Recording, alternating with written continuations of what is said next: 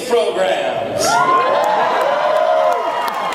always wanted to do that. Thank you for letting me dehumanize you all just for a moment there. I suppose I should have said greetings users, but that I don't think would have gone over quite as well. Welcome to the Tron Uprising panel. I am so psyched to see so many of you here on TV Day at Comic-Con.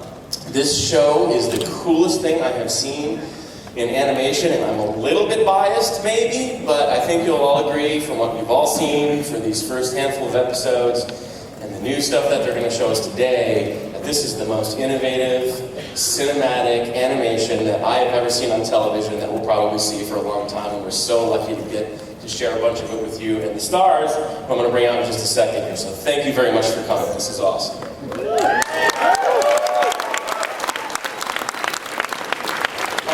Hot July day in 1982, my friend Jesse Overton and I, 10 years old, piled into Jesse's mom's car and went to the Eden Prairie, Minnesota Cineplex to see Tron. And I didn't really know exactly what was going to happen that day, it just kind of looked cool, but what I came to find was that I believed in the digital frontier that day as I do now. I still think that the future of mankind, of humanity, of whatever our collective consciousness is someday going to wind up interfacing with the computer. It blew my mind when I saw it. It continues to blow my mind to this day, and I think there is no sci-fi property out there that is more hewn to the realities of where we're going than Tron. So, big round of applause to Liz Berger and everybody on down.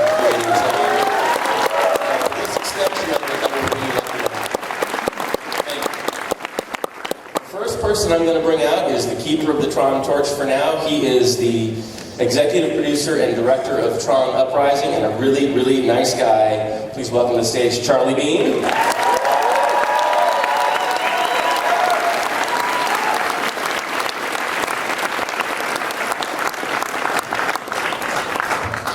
After Charlie, we have the two consulting producers who have developed the series for Disney XD, Edward Kitsis and Adam Horowitz.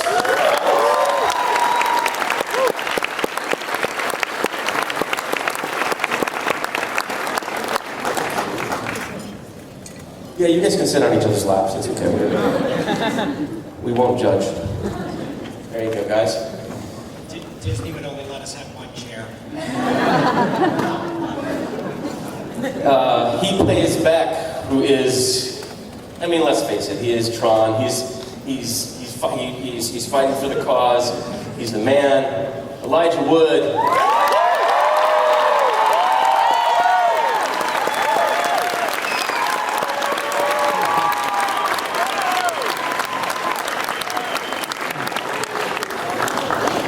Thanks, Elijah. Another gentleman you may recognize. He fights for the user. The original Tron, Bruce Boxleitner.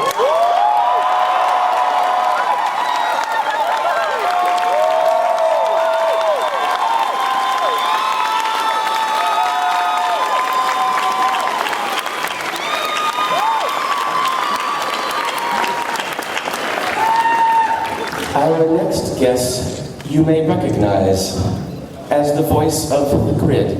Please welcome Tricia Helfer.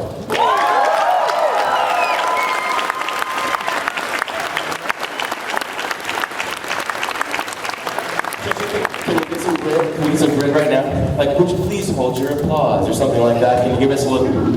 Would you please hold your applause until after derezzing?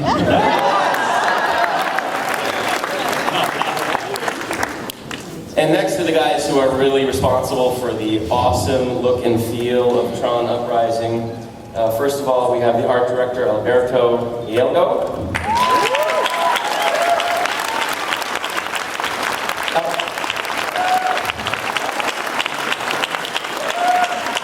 Alberto, you kind of look like you just came fresh off the grid, actually. Are you a real Tron person? Is there any chance? No? Okay. And the lead character designer, Mr. Rob Valley. Rob.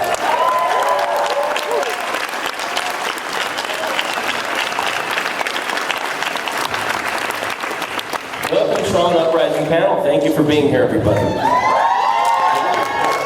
We have some fun stuff coming up after we're done. We're going to see some really cool footage, and then we have stuff to give away. There's a raffle going on here. I happen to know that we're giving away some signed discs and a very, very special super prize. So everybody stand by for that before we get out of here today. I'd like to, now, are we in a, see, we're going to do, I'm sorry, the season sizzle. Okay, so at this point, Beck has established himself as the renegade. People are starting to take sides. There's a new weapon in the mix that's really throwing off the balance between, especially on the Tesla side of things. So before we dive into where we're going with Tron Legacy, let's take a quick look at where we've been so far.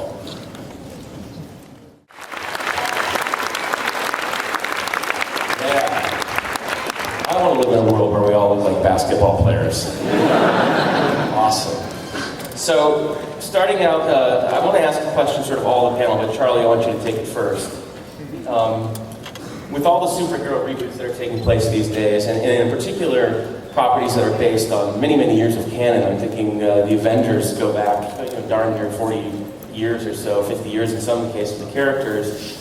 What you guys are doing is creating a new canon. You are literally creating canon for a franchise that we've all come to love, rather than drawing upon it, repurposing and stuff like that. So, I guess the question is, in that way, do you think that this is a bigger accomplishment than Joss Whedon's The Avengers? I'm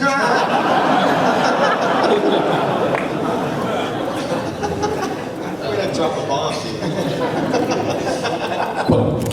The question stands. It's all. I love The Avengers. But do talk, please, in terms of, you are breaking new ground with every episode here. All this stuff now belongs to the Tron universe, and how exciting it must be. It's amazing. Well, I mean, there's just the two films. It isn't this huge deep mythology, but it seems like there's this potential for all mythology. So I think, and this really goes to you guys. It's when you guys were writing the new film, it just seemed like stories were exploding of like possibilities that could happen on the grid, and I think that's sort of the inception of where the series comes from, as far as like where we can go with this and what can happen. And I think the two films are really about seeing the grid from the perspective of the user. It's like this idea of like what it would be like for one of us to go inside of a virtual world and see that. And the series is really about what is life like on the grid? Like what is it for the average program, and what their lives are like? Yeah, when we were writing Legacy, there was so much of the world that we wanted to explore, but that you couldn't explore in just a 2-hour movie.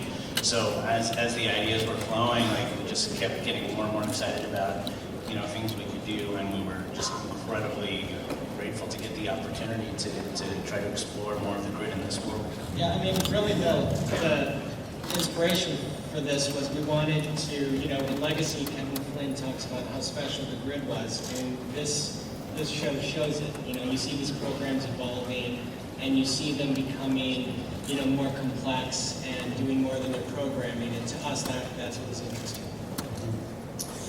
Elijah, you are now involved in the Lord of the Rings series and now Tron.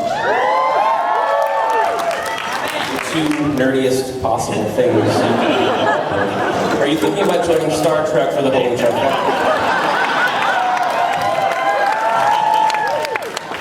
Maybe Star Trek 3. Yeah. They're already finished with Star Trek 3. It's a little late to get in on that shoot. Reshoots, you never know. Yeah, that's true, right? Yeah. No, but that's pretty geeky stuff, guy. It's super geeky. I managed to stay within this universe somehow, the Comic-Con universe. I'm a fan as well of Tron, and I came to Tron really late. I was really young when the movie came out, the first one, and I missed it. But it was one of those things that I was always aware of it in my life, even before the second film came out. I had a sense of anticipation for it, because it's part of pop culture. So I knew about the grid, I understood conceptually what it was about, and then I played the video game growing up. So when this came about, I was already a fan of Legacy, and the idea of doing an animated series within the context of that universe was really exciting, and I'm a nerd. So. We already knew that, Elijah. That's not news to anybody. Bruce, take us back 30 years or so, and you're in a super hot and sweaty hockey helmet, smoking cigarettes with Bridges, hanging out on the set. Really? Well, I don't know. Just making. I'm just spitballing here. We all know the dude, don't we? You really believe cigarettes? Digital jazz, man. 30 years ago last week, Is that right? Tron came out.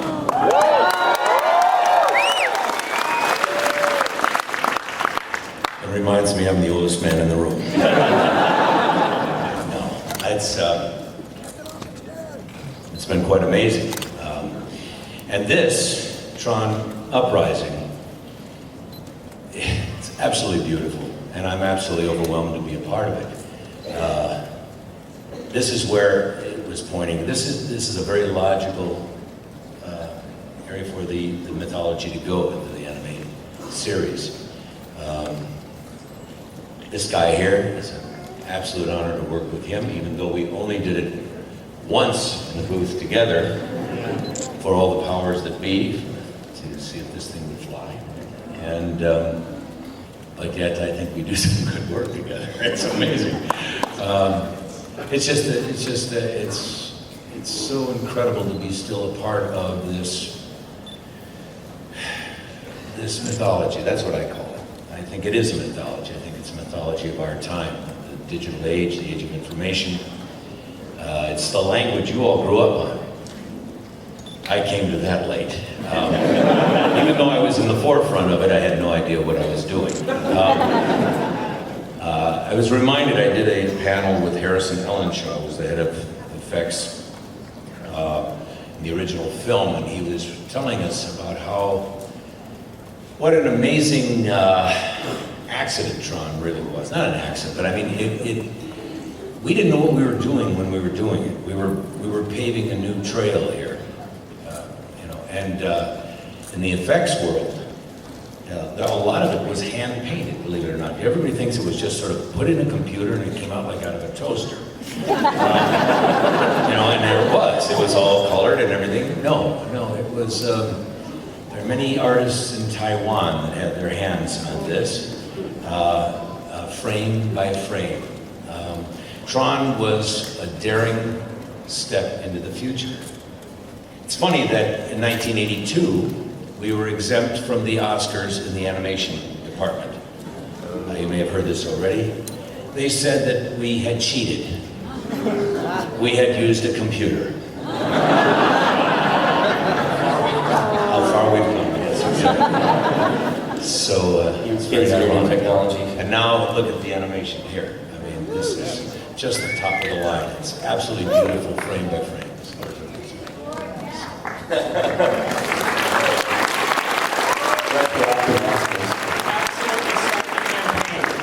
That's right.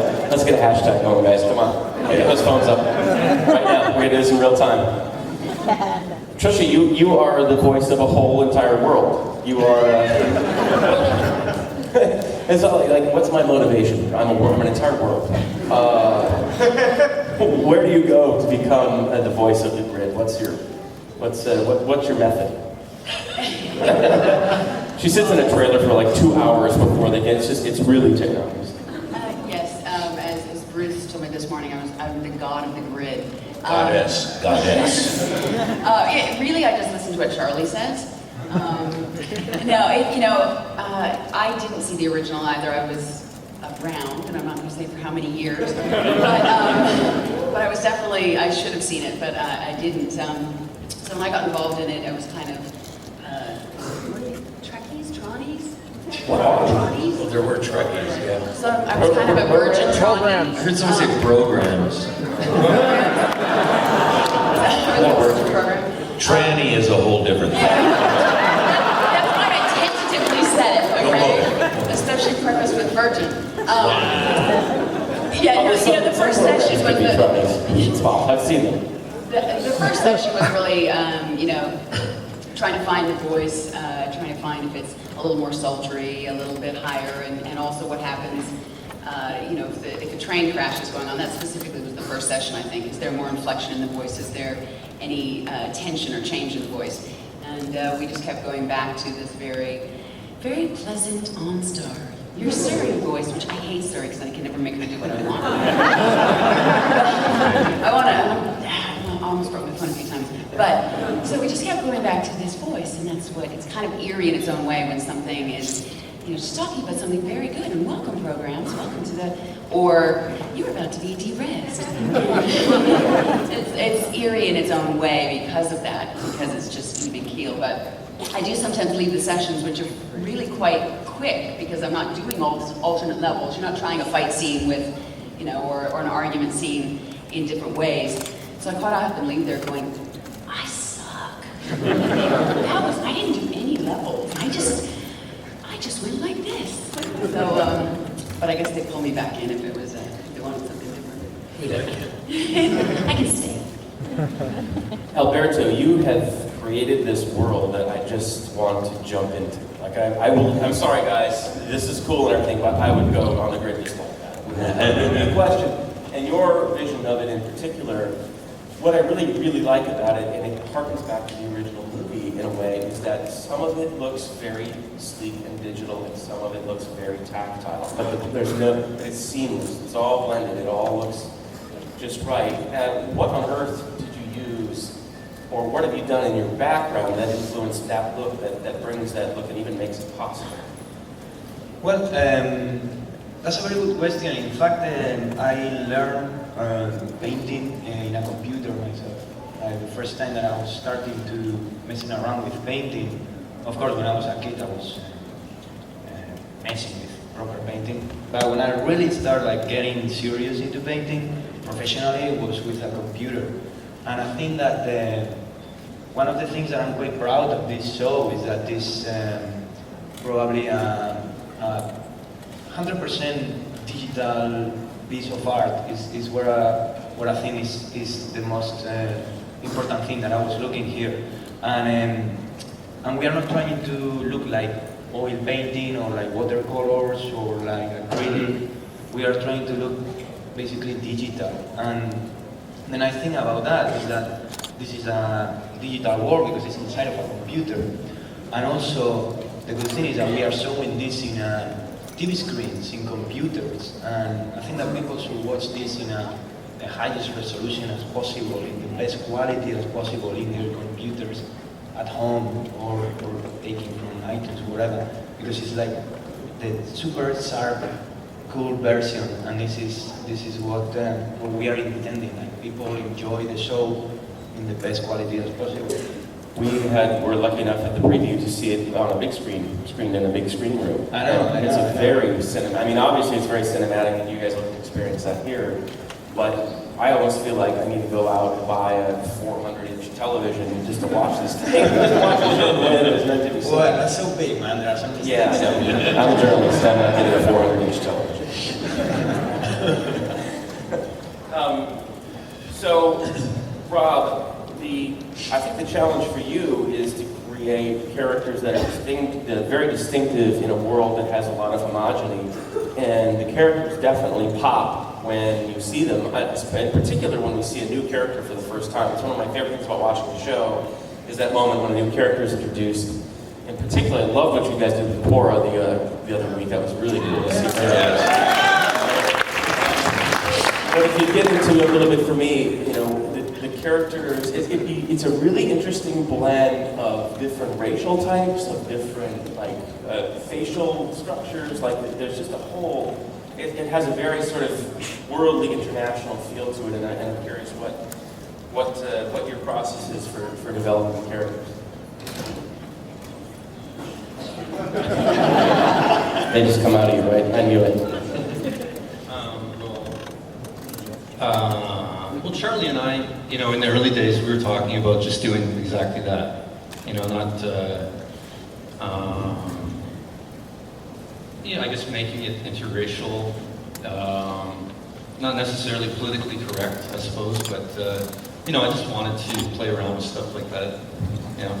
I mean, it's nice to hear you say that because that's sort of the intention. I think Rob and I, like from the beginning, we just like faces and like faces from all kinds of different cultures. So we're like looking at pictures and looking at photographs of people with interesting faces, almost in a Fellini type way, where it's like we want interesting looking faces in the show. So we're looking at lots of hands, haircuts and all kinds of stuff like that. Where we want stuff that was really dynamic and was really interesting.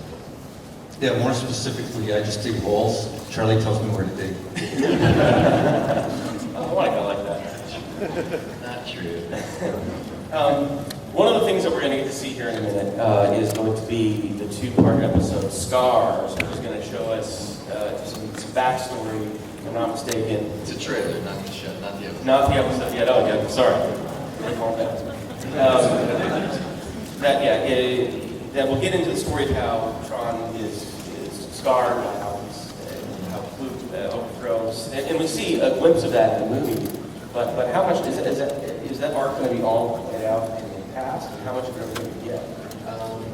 Well, not to give too much of it away, but I mean, I think we've sort of been leading towards this for the season. This is the first real connective tissue to Legacy, and to the moment that you see in Legacy when Luke takes over and Tron is defeated at that point. So I think that from the beginning and sort of the inception of the series, it was always sort of leading towards this, and this is maybe the first piece of that larger story that we've been alluding to, we've been heading towards. And I think that a lot of people have been saying from the beginning with Uprising, they're saying, well, we don't get it. I mean, Tron became Rinsler, and then we saw him become Rinsler in that moment. And from the beginning of this, we've been saying, there's more to that story, and this is the first piece of revealing a little bit more of that story. So you just answered my next question, which was going to be, are we ever going to get in to see how Tron becomes Rinsler? Is that going to be part of your arc? Do you think it's simple? We can find out about Rinsler. Yeah, I think is relatively.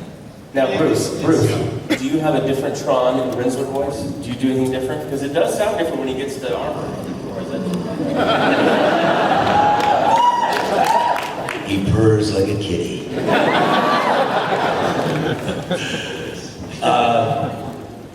Yeah, because I have a helmet covering my face. In the movie, right? Not like the hockey helmet I wore in 1981. No. Rinsler was cool. I wished I had that outfit back then. It's a hot looking outfit. Yeah, I went as that for Halloween. Yeah. No. I'll have to see if I can find that voice. Yeah. I'll find it. You have it in you to be the bad guy, though, right? It's not like... I've been a bad guy before. Yes, I get that sense. Yeah.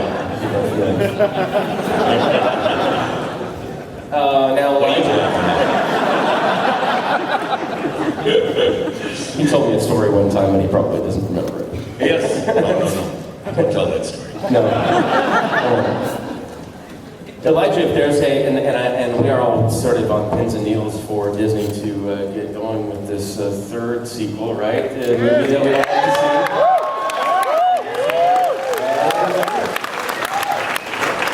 see. Do you think we'll see Beck in it if that be the case? Will he be referenced? Will he be a part of the storyline? No pressure, That's a fellas. very good question. What do you think? Would he? Suppose. It's a possibility. But it also depends on where this story goes. Here's the thing. I think that, as you said, this is a part of the canon of the overall mythology, and we are currently developing the sequel to Tron Legacy. Yeah. That's cool. You never know, how these will tie together. So Tron Uprising is a part of it all now, so we want it all to tie together. And that's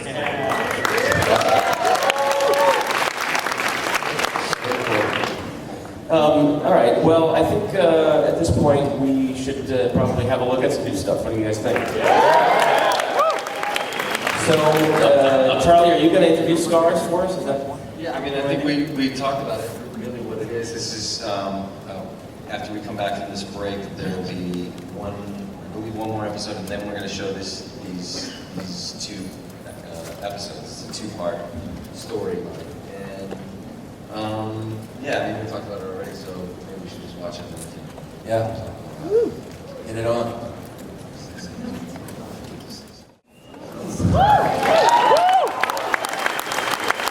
I get a sense you're not going to like Tron when he's angry. Well, I'm going to like Tron when he's angry. So, as you see, everybody up here now is holding a really cool identity disc with another special goodie. Oh, they're all signed. But they don't get to take them home. You do. Yeah. But before we do, we're going to take some audience questions. All right? Do we have a lineup that we wanted to do, or how would you get them? I think that's probably all we're going to be able to handle, guys. Sorry if we're not in line. Jem definitely gets to answer the question, though.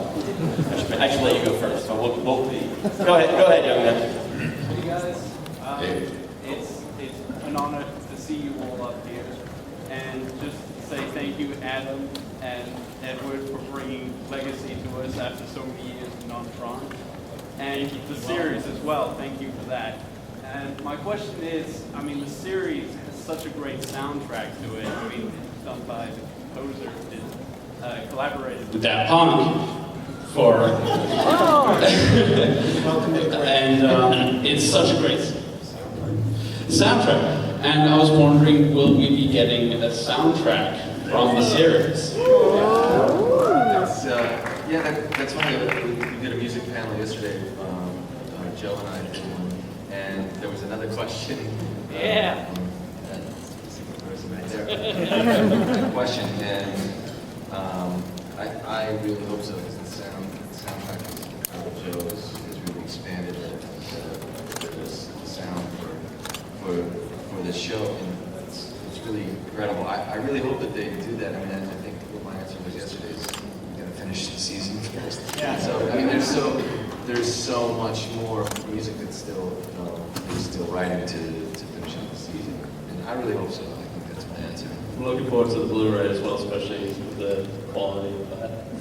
Thank you. Well, thank you. Hey, I just wanted to know why you chose the proportions for the characters, like my own torsos are really small. Well, how did the creative process came about that? You know, I think, and Rob, jump in here with me. It's when I first came to this, there's this when you're thinking about stylizing a show for animation with something that's coming from live action, there's a tendency to squish everyone down and give them a big head, big eyes, and make them cute, and it just didn't seem like the right way to go with something like this. And looking at the writing when I was first reading it, and at that point Legacy hadn't come out yet, but I had read the script, and it just felt like it needed something that you could take more seriously than like a cute version of the Tron. It just didn't seem right. So I wanted to go in a different direction, in the other direction, and why I approached Rob from the beginning is that Rob sort of naturally draws that way. His characters have a lot more detail than you normally see in animation. They're more elongated and sort of elegant proportions, which is I just think the way he draws is so beautiful, and he was like one of the first calls. I think I called him first, and then Rob. And then Alberto at 5 o'clock in the morning, and said, "You guys." And I'm just like so stoked that they both said yes. I mean, look at the show. It's really those two guys are the core. Also, there are no 48-ounce sugared sodas in Argon City, so they're banned. Thanks for making this an awesome show.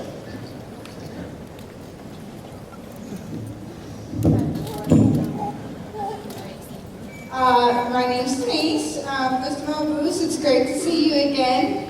I'm here. Elijah, as always, a big fan, and good to see you. My question is actually for you, Elijah. I know you've done Lord of the Rings. I know you've done The Hobbit. That's going to be coming out in 2 months, 3 months, whatever. A little bit more time. And now you.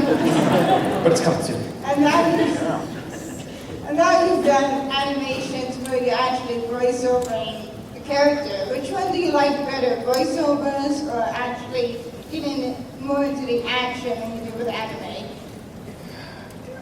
It's all different, you know. It is really all different. The characters are different. It's sort of, it's all relative, I think, to the individual experience. And doing animation is a lot of fun.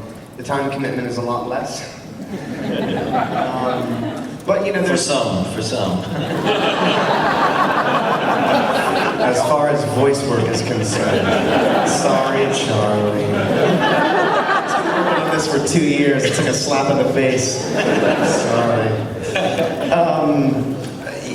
It is different. I mean, I love the process of animation, particularly because I love the medium. I think it's a wonderful storytelling medium.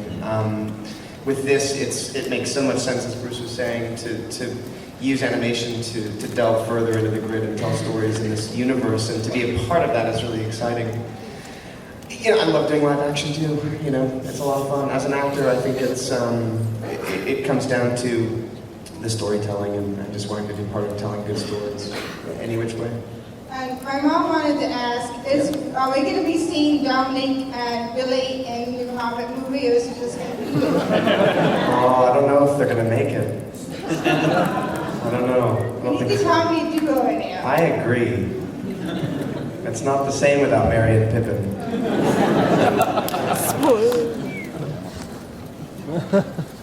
Okay, so first off, I just want to say thank you guys for putting Lux in the show. It's nice to actually have a siren in there that showing what sirens can do, because sirens are awesome. And they are underappreciated. Cora gets all the glory. But basically my question is, we know what happens to Tron, sadly. We know that from the movie, though at the end it's kind of hopeful. I was wondering if you guys kind of have a set outline for what's going to happen with the rest of the people in Argon City, with Beck, with Paige, with all of them. Do you guys kind of have an idea what you're going to do, or are you guys just kind of rolling with it because you hopefully are having a second season and more from that? So is it going to maybe tell their story from the Argon side, since everything in Tron Legacy happened in Tron City? Well, I think that the show takes place in Argon, and of course, the desire is to...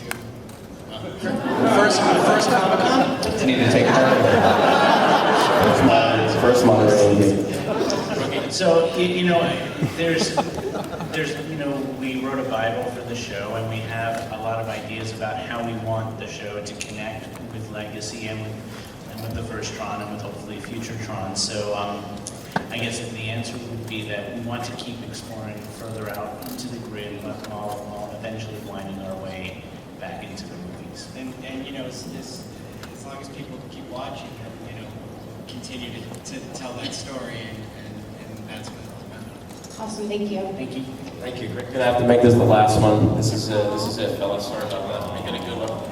I was on a panel yesterday with Fred Shore and Chris Borders about the video game, and obviously a lot of the cool thing about Tron is the merchandising. I mean, we saw that with Legacy, and what are the chances of expanding Uprising to other media like comic books, even action figures, or collective, real life cycles and that kind of stuff. What is the possibilities of that? I mean, because the merchandise for Legacy, I mean, it was awesome, but we want more. Well, Paul Rubens told me that you're all getting light side.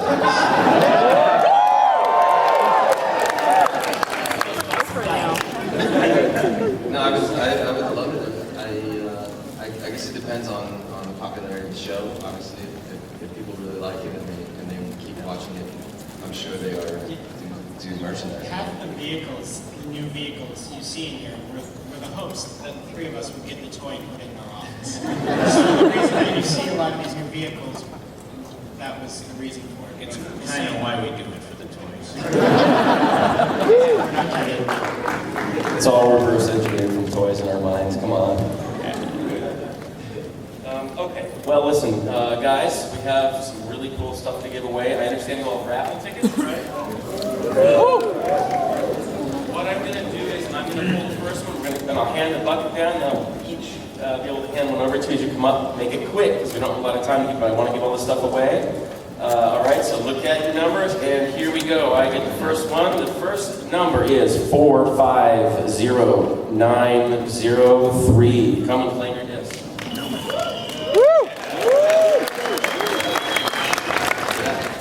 We have 451000. Oh, wow. I have a 450162. Oh, I'm sorry.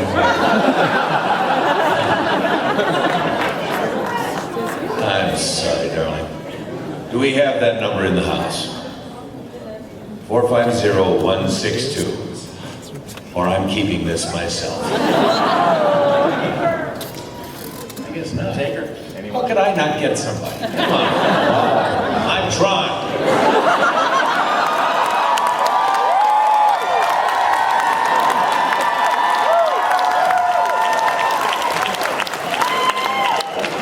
See how many of you I can take out. Beauty. Okay, I'm taking home. Thank you. Let's try it, and then we'll try again. We'll try another. Okay? You're getting there now. All right, here we go. 723. 450538. Oh my goodness.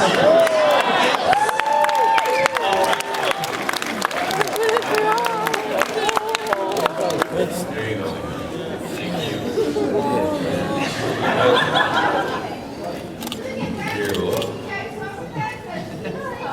Right. Once we run out of discs, we'll raffle each other.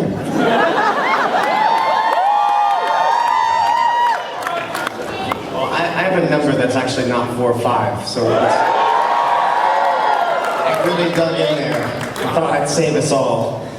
449901.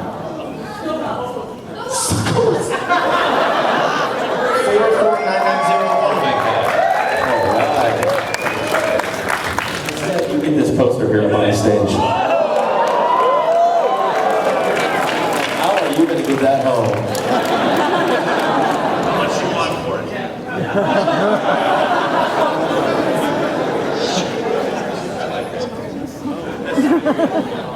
You can carry that off by yourself, right? You can help with that. Are you guys going to ship that to her, I take it?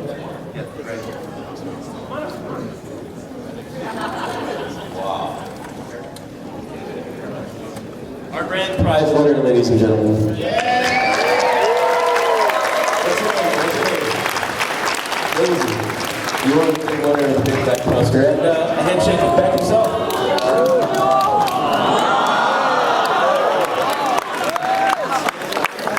Guys, they're picking us out of here. We've spent too many cycles on the grid. Thank you so much for coming.